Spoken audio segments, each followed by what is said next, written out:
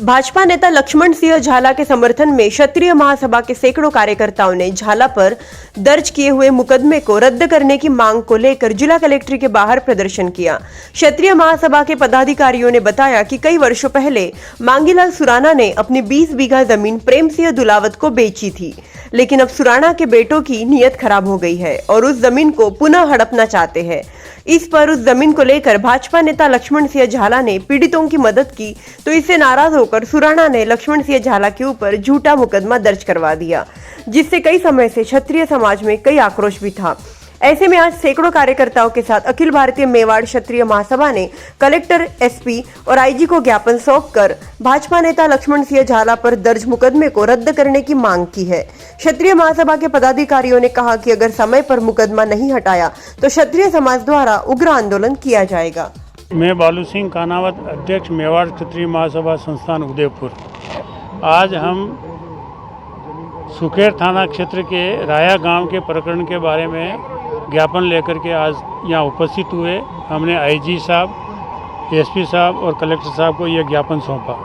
संक्षेप में मामला ये है कि राया गांव में एक डेलवाड़ा का भूमाफिया जो है इन आदिवासियों की जो ज़मीन है और एक प्रेम सिंह राजपूत की जो ज़मीन है उस पर बेदखल करने के लिए उसने 2-3 प्रयास किए।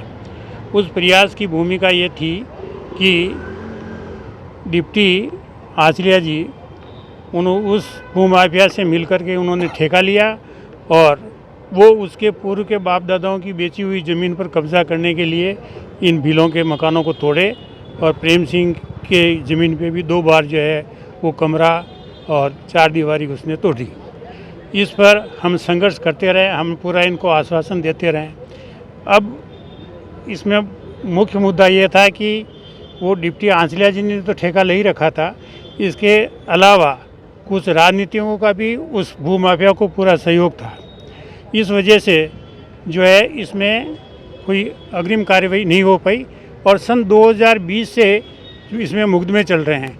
मुकदमे में 3 बार तो आईओ बदल दिए गए और सीआईडी सीबी तक की जांचें हो गई, परंतु पता नहीं किनके दबाव में आकर के ये पुलिस विभाग जो है वो रिपोर्ट कोर्ट में पेश नहीं कर रहे हैं। इसलिए इन लोगों पर जो है तलवार लटका करके रखी हुई है।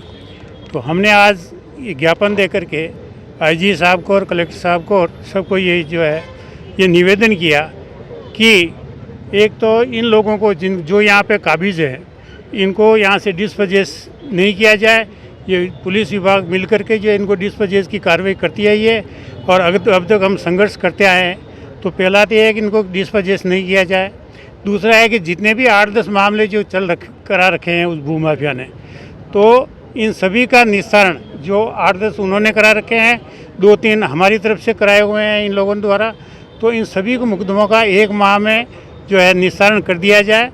और खुशी की बात यह है कि आईजी साहब ने आज हमें इन दोनों के लिए आश्वस्त किया कि आप इन ये जो गमेती, भंवरलाल गमेती और इनके परिवार वाले हैं और प्रेम सिंह है, इनको आज से उन्होंने कहा कि इनको कोई वहाँ से डिस्पोजेस नहीं करेगा।